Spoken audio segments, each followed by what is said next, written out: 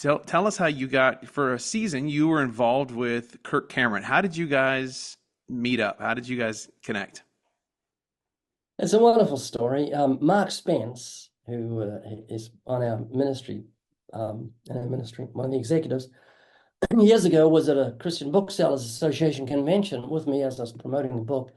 And he just left and he went up and Kirk had a big line waiting to see him because of the Left Behind movies. Mark didn't line up. He cut in line, went straight at the front and just said to Kirk, you got to listen to this. And he left him with Hell's Best Kept Secret, Oh, a wow. cassette, I think it was, about 20 years ago. Yeah, 25 years ago, I think. And Kirk looked at the title. He thought, whoa, that's interesting. Hell's Best Kept Secret. Got to find out what that is. Yeah. So he flipped in his car sometime later and he listened to it and it didn't really touch his heart. But he listened to it a second time and it so devastated him. He pulled his car over to the side of the road and had to rethink what he was going to say at this church he's going to speak at. So he Mm. called me and he said, can I get together with you for lunch? And I said, let me check my calendar.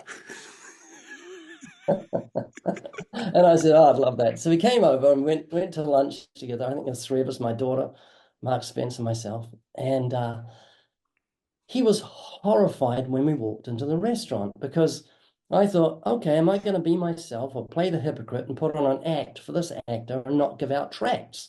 Because I always give out gospel tracts. As soon as I get in there, I say to the person who greets us, say, Yeah. get one of them, you'll love her. So Kurt, when we went in, was horrified. He thought, no, he's one of those. He thought I'd be like a little Spurgeon or something. And but he said later, he says, I couldn't believe all the people were saying, laughing at the humor in the tract and saying, can I have another one coming across to our table? He said it was Yeah. just amazing. We spent 3 hours over lunch with him asking a stack of questions, went back to the ministry. He wouldn't go home. He stayed at the ministry and helped us load the UPS truck. Really? Yeah, it was just really neat. And he went home and he thought about it and thought, that guy's a bit of a lunatic, giving out those tracks. He told me all this. And he said he could not stop thinking about what I said. And he started calling me two, three, four times a day for something like 3 or 4 months, 3 or 4 Wow. times a day. His wife actually came on the phone and said, you're the other woman. That was Chelsea. It made me laugh.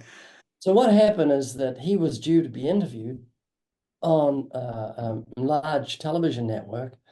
And he said, instead of me being interviewed, I'd like to teach. And so he got my notes and taught Hell's Best Kept Secret. Oh, The next wow. day, our website crashed. I think over 1 million clicks or whatever they're called. And so the network said, please come back and teach some more. He says, no. He said, we'll produce a television program teaching Christians how to share their faith biblically. So that Wow. was the beginning of the way of the Master television. We're in our 10th season now. Kirk's moved on after the fourth season. He just did other things. But we're very, very good friends. We text each other and we're great friends.